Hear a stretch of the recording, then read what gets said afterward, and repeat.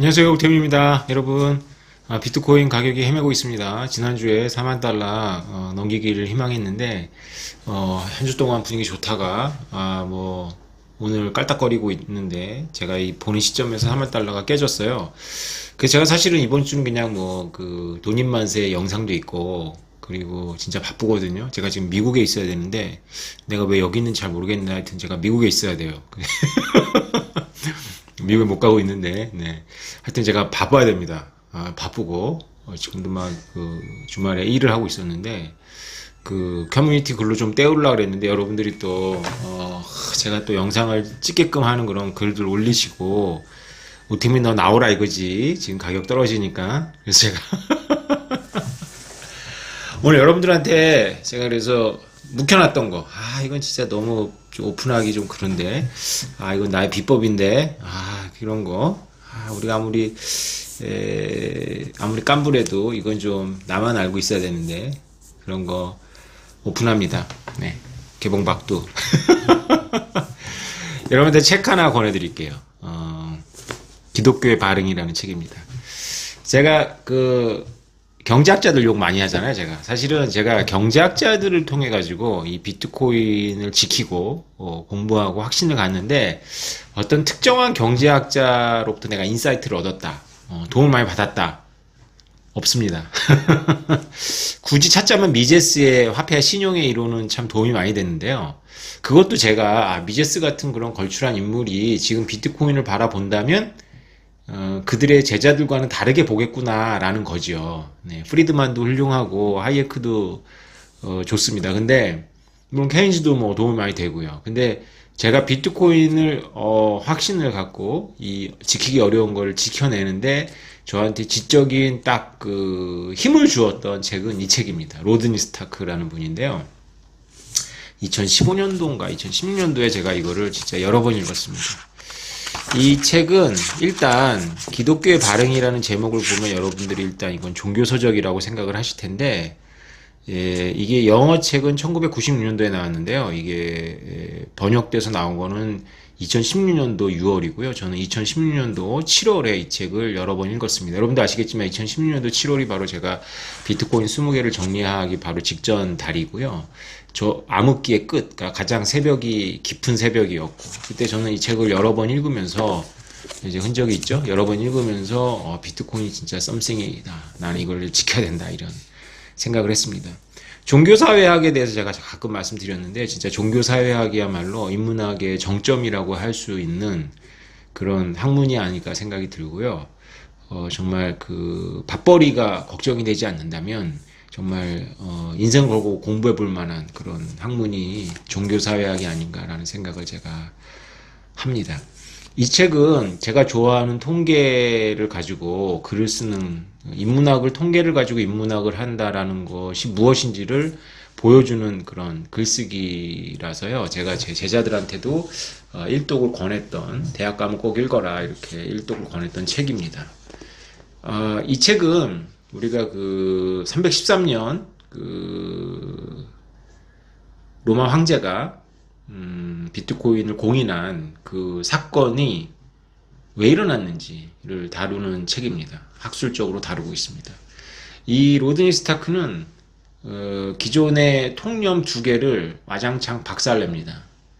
첫 번째 통념은 뭐냐면 초대 기독교 때부터 막 부흥이 일어나서 굉장히 많은 지하에서 많은 기독교 신자들이 이렇게 있다가 서기 313년쯤에는 이제 압도적인 인구가 돼서 로마 황제가 어쩔 수 없이 인정을 할 수밖에 없었다. 이런 유의 이제 이론들인데요. 여러 가지 통계적인 기법을 가지고 이 로드니 스타크가 가설을 박살냅니다. 그러니까 쉽게 말하면 서기 200년까지 기독교는 굉장히 미미했다는 거죠. 로마 사회에서 굉장히 미미하다가 이것이 우리가 직관적으로 느끼기에는 갑자기 태양이 바다에서 솟아오르듯이 갑자기 솟아오른다는 거죠. 그런 가설을 가지고 통계적 근거를 가지고 검증을 해냅니다. 그것이 첫 번째 통념이고요. 두 번째는 기독교가 로마 사회의 하층민을 통해서 전파되었다라는 그런 통념을 깹니다. 오히려 기독교는 상류층을 통해서 지식인들, 그 다음에 귀족들을 통해서 전파되었다. 중산층들을 통해서 전파되었다라는 그런 설명을 합니다.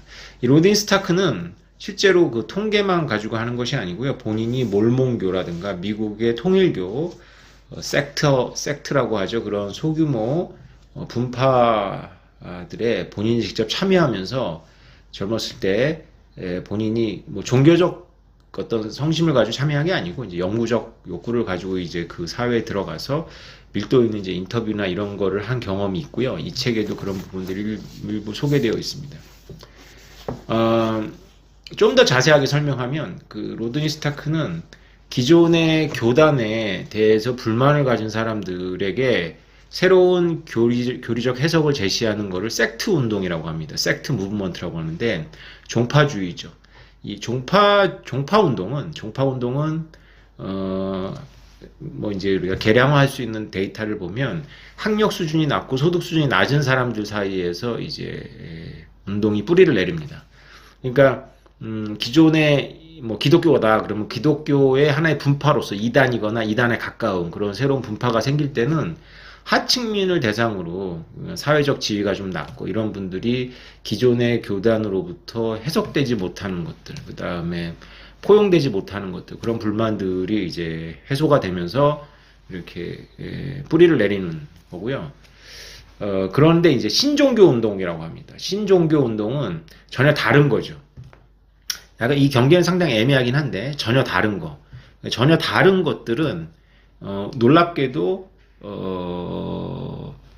기존의 종파에 속해 있지 않았던 새로운 토대에서 그것도 고학력 그 다음에 경제적으로도 상류층에 의해 가지고 퍼져나간다는 거죠.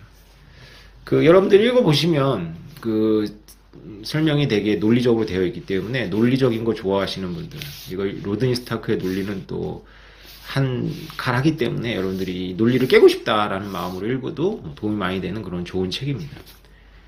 당시에 이제 2014년, 15년도에 비트코인 월드에서 이제 그 설문조사를 하면 비트코이너라고 하는 사람들의 학력 수준이 굉장히 높습니다. 석사가 제가 기억하는 하나의 통계에서는 석사가 70%를 차지해요.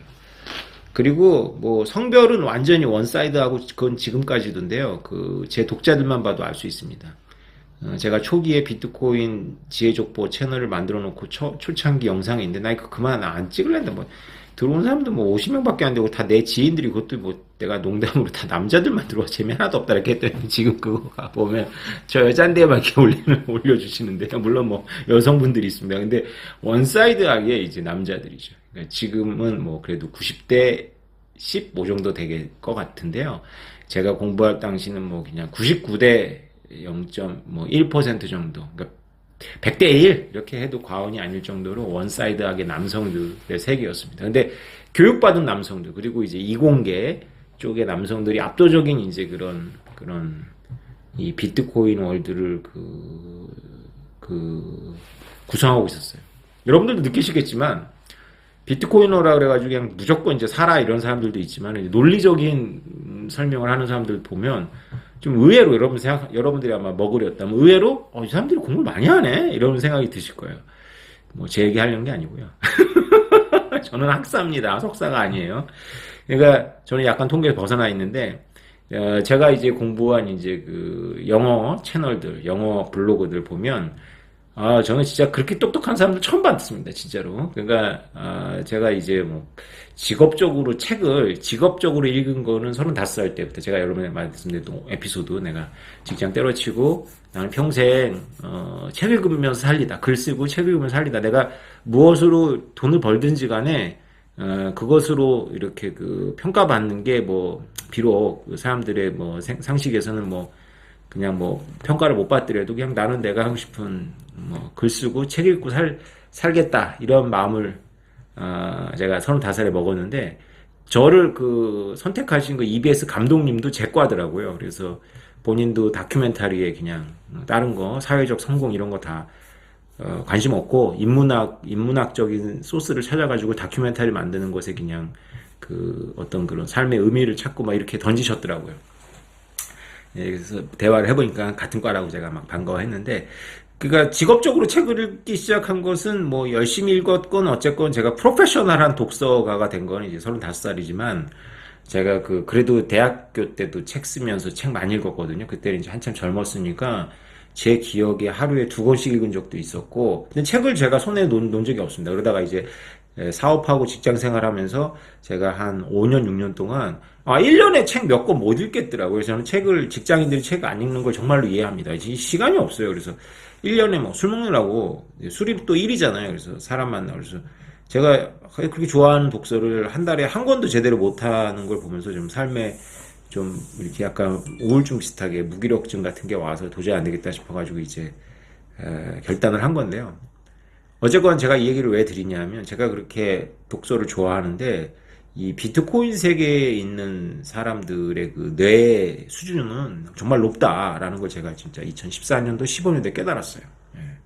저는 이제 2014년도에 활동했던 사람만이 아니라 그 전에 활동했던 사토시 나카모토부터 시작해서 제가 뭐 이렇게 비탈릭이라고 폄하하는 그 비탈릭의 논문들 뭐 이런 것까지 합쳐서 이렇게 읽다 보면 뭐 장난 아니거든요. 비탈릭의 논문들도 참 좋습니다. 사토시 나카모토의 글은 훨씬 더 좋고요. 뭐 하여튼 이 세계의 브레인들은 정말 뇌가 정말 남다르다라는 걸 제가 정말 절절하게 느꼈는데, 제가 뭐 책을 안 읽는 사람이 그거 하나 공부하고 이 사람들 대단하다 이러는 게 아니라라는 말씀을 드리는 겁니다. 제가 여러 방면의 독서를 하면서 이 진짜 대단한 사람이다라는 걸 느끼죠. 제가 이 대단한 브레인이다라고 느끼는 바로 인문학자가 바로 로든 스타크입니다. 로든 스타크의 특히 기독교의 발음은 대표작인데요. 여러분들이 한번 도전해 보시면 도움이 됩니다. 조금 자세 설명드릴게요. 통일교, 미국에서의 통일교 운동을 이 사람이 직접 참여 관찰을 하는데, 사람들이 통일교에 대해서, 교리에 대해서 모르는 거예요. 이 사람보다 더. 그런데 본인들이 잘 알고 있다고 생각을 하는 거죠. 그런데 그거는 본인들이 기억을 조작한 거고요. 실제로는 친구의 와이프가 이제 통일교 섹터의 이제 운동가였고, 친구를 통해 가지고 이제 전도가 된 거고, 자기가 또 자기 와이프를 전도하고, 또 자기 딸이 통일교라는 이상한 데 빠졌다고 생각해서 말리러 갔던 엄마가 또 그 모임에 빠져들고 이렇게 되는 것들을 이렇게 서술하고 있거든요. 이게 퍼져나가는 것은 이렇게 1차 집단을 통해 가지고 퍼져나가는 거죠. 이 모순이 되잖아요. 그게 굉장한 브레인들이 이 신종교 운동을, 몰몬교도 다 대학 나온 사람들이었고, 초창기에 초창기에 통일교도 그러니까 미국에서 전부 유학생들, 그러니까 미국에서 그 당시에 유학 비자 아무한테나 준 거 아니잖아요. 다 그냥 뭐 공부 엄청 잘해야지 또 국비건 국비가 아니건 유학 비자를 줬으니까, 그 당시에 1960년대 70년대 유학생들이니까 뭐 엄청난 거죠. 그런 사람들이 이제 통일교에 미국에 뿌리 내린 통일교의 어떤 원류가 되는 거니까요. 좀 이해가 안 되죠. 그러니까 그렇게 브레인들이 모였는데 퍼져나가기는 1차 집단을 통해서 퍼져나가? 그렇습니다. 이걸 이제 이해하는 게 되게 중요한 거죠. 제가 이제 여러분들한테 이 채널도 만들고 이렇게 막 논리를 막 이렇게 설명하고 전기금융화 막 이런 거 막 대단하잖아요. 사실 그거 사실 대단한 겁니다. 그게 다들 사람들이 생각을 완전히 반대로 뒤집는데, 요새 나오는 그 뉴스들을 보면 이 전기 금융화를 입증하는 뉴스가 압도적으로 많지 않습니까? 예, 전기 금융화를 이제 부정하는 사람들은 논리가, 사례는 없고 그냥 기분 나쁜 거죠. 제가 소개해드렸지만 평상시에 10대 때리던 아빠가 생일날 한 대밖에 안 때렸다고 그걸 생일 선물이라고 할 수 있겠냐. 이걸 논리라고 말하는 겁니다.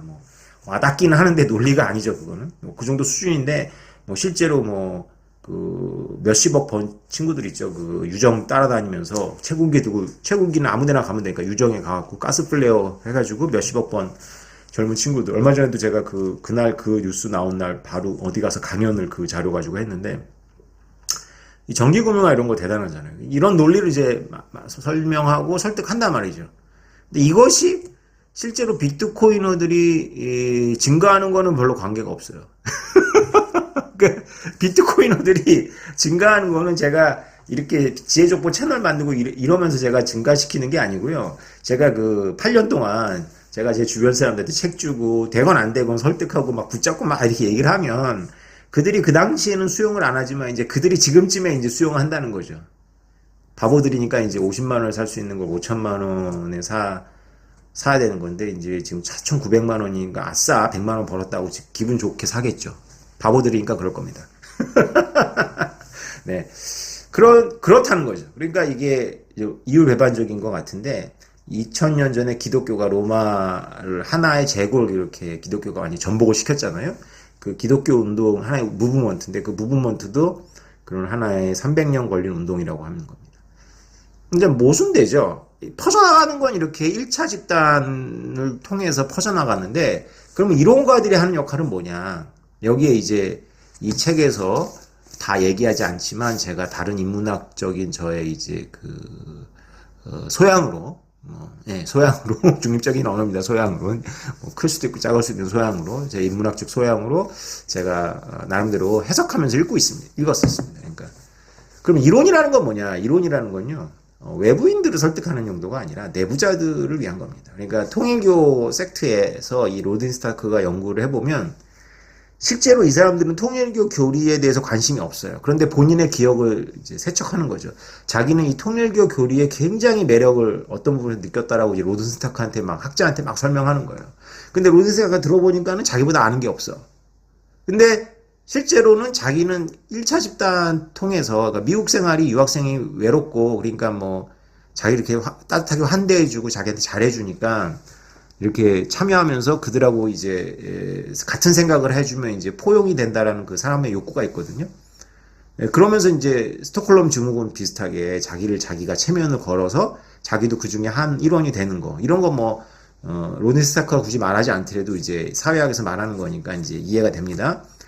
그런데 본인이 싹 뇌서책을 해가지고 자기가 마치 교리에 굉장히 그 매력에 감동을 받았다라는 것처럼 이제 자기의 뇌를 바꿉니다. 그래서 이론이 중요한 겁니다. 제가 이렇게 전기금융화 이런 것들이 이제 자부심에 관련된 문제잖아요. 비트코인을 이제 사람들이 규범적으로 비난할 때 니네들은 환경을 오염시키고 비트코인이야말로 기후위기야, 뭐, 클라이밋 크라이시스야, 뭐, 이렇게. 그런 거에 대해서 제가 이렇게 전기금융화라서 여러분한테 열심히 설명을 해놓지 않으면은 여러분들이 스스로 자부심을 잃어버려요, 자부심. 그러면 이제 우리가 소수파들이기 때문에 우리가 소수잖아요. 그죠? 기독교가 2000년에 소수였던 것처럼 우리가 소수잖아요. 소수라는 거는 뭐냐 하면 아무데나 가서 만나더라도 외부인들을 만나게 된다는 게 소수거든요. 그냥 다 외부인이야, 웬만하면. 우리 같은 편을 못 만나. 내 주변에서, 내 직장에서, 내 가정에서. 그럼 만나면 계속 주눅이 드는 거야, 계속. 근데 이론을 딱 이렇게 무장을 해놓으면 이론이라는 걸로 나는 사실은 비트코인 돈 때문에 투자했는데 오태민 채널을 보면서 지혜족보 채널을 보면서 이 비트코인 좋은 거야. 이렇게 자기가 자기를 이렇게 뇌세척을 하고 나면 이렇게 소수파가 다수파를 상대할 때 이게 자신이 있는 거야. 그게 인간이라는 게 호모사피엔스가 이게 되게 놀라운 존재여가지고요. 이게 양적인 존재가 아니거든요. 이게 자신감이 없는 10명하고 자신감이 있는 1명하고 싸우면 결국 그 자신감 있는 1명이 이겨요. 그게 정신의 힘입니다. 예를 들면 이런 거죠. 조직화되어 있지 않은 100명하고 조직화되어 있는 10명하고 패싸움을 하면 얼핏 보기에는 그 100명이 유리할 것 같지만 조직화되어 있는 10명이 이길 수 있어요. 이길 수 있다고 얘기했습니다. 늘 이기는 건 아니에요. 이길 수 있어요. 그러니까 그 비슷한 겁니다. 그 자신감이 없는 10명하고 눈빛이 흔들려. 막 전기 구명 같은 거 얘기해보세요. 눈빛 흔들리잖아요. 먹을들. 제가 몰랐던 거야. 생각 안 해봤던 거야. 그지? 뭔가 뭐 말은 안 되는 것 같은데 개병 같은데 이게 뭐 반박이 잘 안 돼. 눈빛 흔들리잖아. 근데 딱 내가 눈빛 딱 고정한 다음에 쫙 얘기해버리면 흔들려요. 그러면서 그 사람을 설득하는 것이 아니라 나를 설득하는 거지. 나를 딱 무장하는 거야. 그러면 왜 이렇게 그 200년, 서기 200년까지 미약했던 기독교가 그 300년째는 확 올라왔냐? 그건 이제 이집트에 있는 기독교식의 어떤 그런 그 로든 스타크의 이제 연역적인 계산하고 누군가 또 다른 연구를 해요. 이집트에 있는 묘비들을 이렇게 쭉 해보면 이제 기독교적 세례명이 이제 묘비에 쓰이는 그 빈도를 가지고 계산을 해보면 로든 스타크의 수학하고 맞는 거야, 이게. 맞다 치자고요. 뭐 좀 더 연구가 필요한 것 같아요, 제가 보기에는. 근데 맞다 치고 고고학적인 경험적 발견하고 이제 로든 스타크의 이제 연역적 수학하고 맞아 떨어지는데 저는 이것이 뭐 맞고 틀리고가 아니라 충분히 말이 된다고 생각을 합니다. 그것이 바로 우리가 보통 기하급수적인 그 성장이라고 보는 겁니다. 그러니까 2016년도에 비트코인 가격은 겨우 간신히 30만 원, 40만 원에서 50만 원이 될까 말까 하고 있었어요. 50만 원이 된다면 되게 기쁜 거죠. 왜 그러냐면 이제 제가 산 가격이 2년 전, 그로부터 2년 전에 산 가격이 50만 원이었으니까 얼마나 불쌍합니까? 우리 비트코이너가. 그런데 그렇게 2년 동안 소가리를 했는데 그 50만 원이 그 500만 원이 되는 데는 불과 6개월밖에 안 걸린 거죠. 그때부터. 그죠? 예, 이게 뭐냐? 이게 물 밑에 이렇게 있다가 이렇게 증가하는 것 같지만 이것이 바로 그 실제 이 세상에서 일어나는 수학입니다. 실제 세상에 일어나는 수학은 산술적인 게 아니에요. 산술적인 거는 우리가 직선을 그릴 때 이 산술적인 것은 이게 1 더하기 1 더하기 1 더하기 이렇게 가는 것은 되게 부자연스러워요. 그렇게 안 가고 로그적으로 이렇게 도약을 합니다. 네, 로그적으로. 그러니까 비트코인 가격도 로그 함수를 돌려보면 직선으로 나와요. 그러니까 3년마다 10배 된다 이렇게 생각하시면 돼요. 기분 좋으시죠? 그러면 지금 4만 달러 가지고 막 난리를 치는데 이것이 이제 2016년도 제가 이 책을 읽을 때 50만 원 가지고 난리 친 거랑 크게 다르지 않다라는 거예요. 그 4만 달러 사람들이 만드는 거고 50만 원도 사람들이 만드는 겁니다. 그러니까 사는 사람 파는 사람들이 모여서 짱돌 굴리면서 만들어내는 거예요. 그 사람들 머릿속에는 50만 원이 너무 중요한 기준인 거지. 지금 사람들이 머릿속에는 4만 달러가 너무 중요한 기준인 거지. 근데 자연은 그렇게, 자연계라는 거는 그렇게 우리들의 의식일 뿐이지 자연계라는 그렇게 움직이지 않는다는 거죠. 거기서 이렇게 오래 묵히면 그 1차 집단에 퍼져나가는 그 네트워크에 의해 가지고, 그리고 이제 더 중요한 건 이제 소수파가 만나는 사람들이 다 다수파고, 그러니까 쉽게 말하면 소수파가 그냥 아무나 전염을 시켜도 다 전염될 수 있는데, 이게 성숙계에 들어가면 이제 소수파가 다수파가 되고 나면 이제 더 이상 설명할 사람이 없는 거지. 그래서 이제 속도가 둔화돼요. 이미 비트코인을 투자했었다가 이제 다 좋은 거 아는데 본인이 어떤 이유로 안 하는 거 그럴 수 있잖아요. 이거나 뭐 비트코인에 대해서 나름대로 관점을 정립한 또 나름대로의 자신감 있는 머글이거나 이렇게 걸려드는 거죠. 근데 지금은 다 자신감이 없는 흐리멍텅한 머글들이란 말이에요, 여러분 주변에. 그러니까 막 여러분 부딪히면 이렇게 잠재되어 있다가 한꺼번에 이렇게 튀어오르는 거죠. 그래서 비트코인 가격은 여러분들이 그렇게 산술적인 숫자가 중요하다는 관점으로 보시면 안 되고, 새로운 신종교 운동에 가깝게 모델링이 된다. 그래서 저는 2016년도에 비트코인은 새로운 사고, 그러니까 기존의 경제학을 전공한 사람들이 나 경제학에 불만이 있어 라고 해가지고 가는 게 아니에요. 이게 그런 사람 보기가 힘들어요. 오히려 그러니까 경제학과 무관한 영역에서 화폐를 고민하던 사람들이 이거를 선택해서 이제 경제학을 대체해버리는 거죠. 그러니까 종교운동하고 굉장히 유사한, 뭐 인간의 집단화된 행동이 다 종교랑 관련이 있습니다. 그래서 이 종교라는 게 오늘날에는 하나의 서클 활동 비슷하게 사람들이 그 합리주의자들의 인본주의자들이 장악한 이 지적 세계이기 때문에 종교를 마치 무슨 뭐 커뮤니티처럼 이렇게 비하하는 경향이 있는데요. 웃기는 소리 하지 말라고 하세요. 지금도 종교적인 상황에 있는 거고, 여러분들이 백신을 맞고 안 맞고 결정하는 게 여러분들이 과학적으로 실험했어요. 여러분들이 실험했어. 안 하잖아요. 그죠? 여러분 누군가를 믿고 따르는 거잖아요. 그죠? 누군가를 믿고 따르고 백신을 선택하거나 안 하는 누군가를 믿고 따르는 거잖아요. 종교네. 종교 맞습니다. 네. 어떤 형태로운 간에 다 종교적이에요. 인간의 집단적인 행동은.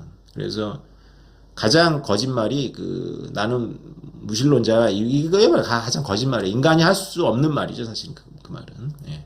무신론이라는 교리의 종교를 믿는 거겠죠. 예. 무신론이라는 신을 믿는다 그러면 좀 너무 말이 좀 이상하고 되게 어렵습니다. 이게. 그래서 인간 호모 사피엔스가 이게 굉장히 집단화된 존재이기 때문에 인간의 행동 양식을 보려면 이게 그걸 가장 잘 경험적 연구한 게 바로 종교 사회학이에요. 그래서 굉장히 도움이 많이 됐다. 제가 종교 사회학이 도움이 많이 됐고, 제가 비트코인을 하드포크 하는 것도 그 아이디어도 2016년도에 16년도인가 2017년도에 성공하기를 바랬는데, 그게 카톨릭이 1500년 동안 유지되다가 카톨릭에서 이제 종교개혁이 일어나가지고 이제 하드포크된 딱 500년 후거든요. 종교개혁이 아마 1917년인가? 그렇게 일어나죠. 예, 맞을 거예요, 아마. 그래서 그 의미가 있다 해가지고 저도 이제 막 하드포크 하려고 한 거니까 이게 다 같습니다. 한 번 일어나기 어려워서 그렇지, 한 번 이제 카톨릭에서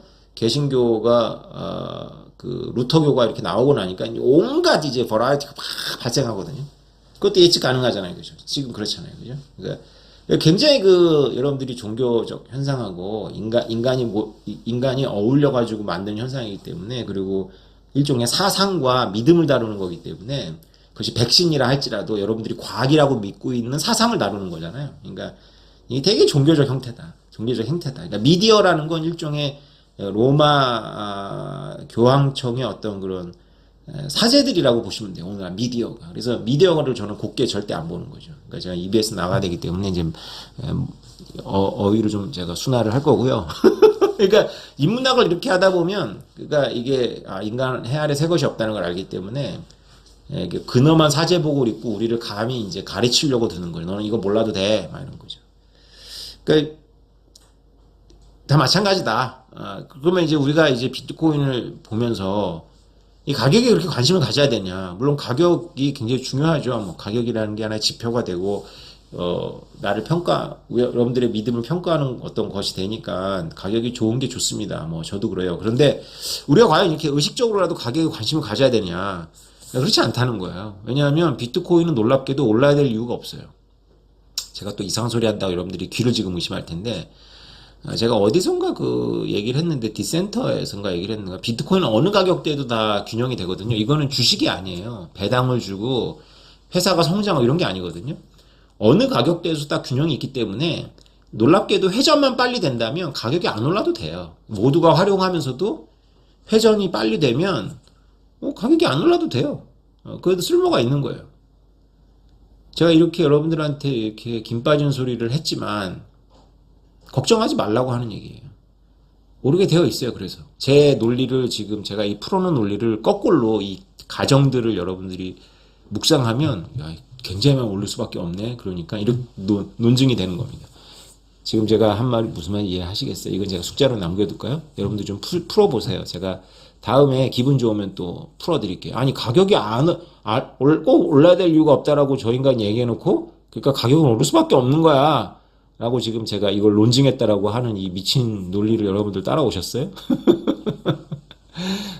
이거는 다음에 제가 또 남겨둘게요. 네, 언제 될지. 저 바빠가지고요. 제가 일주일 후가 아니라 2주 후, 3주에 등장할지 모릅니다. 저 미국 가야 돼요. 아무튼 여러분 걱정 하나도 하지 마세요. 그러니까, 이 책 읽으시면서, 저처럼 2016년도에 그 암흑기를 제가 이거를 통해서 지적 충격을 받으면서 견뎌낸 것처럼 여러분들 한번 보세요. 지금 만약에 이 4만 달러 깨지는 걸 믿음이 흔들린다면 이 책이 도움이 많이 될 겁니다. 네, 이런 경제학자들 말 듣지 마시고요. 인간의 행동은 다 집단화되어 있고 사상을 다루기 때문에 되게 종교적입니다. 무신론도 종교예요. 그러니까 벗어날 수 없어요. 이 카테고리에서. 그러니까 벗어날 수 없다는 걸 인정하고, 우리가 인간이라는 걸 솔직히 인정해야 되잖아요. 그죠? 우리가 밥 먹고 사는 동물인데 또 생각하는 의식을 갖고 있는 존재잖아요. 그래서 이 황당한 존재거든요. 하이브리드. 그래가지고 이 하이브리드를 감당할 수 있는 그릇이 사실은 종교라는 그 틀이고, 이 종교라는 틀이 사실은, 그러니까요, 솔직히 말하면 경제학자들이 어떤 종교의 사제들이거든요. 그래서 저렇게 난리를 치는 거예요. 네. 본인들이 그걸 잘 모르는 거예요. 자기네들이 신학교를 나온 그 사제들이라는 걸 잘 모르는 거지. 네. 제가 지금 청기누설했습니다. 댓글 달지 마, 정경학자들. 이건 심오한 거야. 니네가 이런 것도 읽고 그래야지만 이해가 되는 거야. 니네가 사제라는 거 몰랐지. 네, 여러분. 그냥 4만 달러 다시 회복할 거라고 믿는데요. 4만 달러가 회복되는 게 중요한 게 아니라요. 기독교의 발흥의 로딘스타크가 본 것처럼 이런 그래프입니다. 이런 그래프. 언제나. 네, 여러분. 편안한 주말 보내세요. 감사합니다.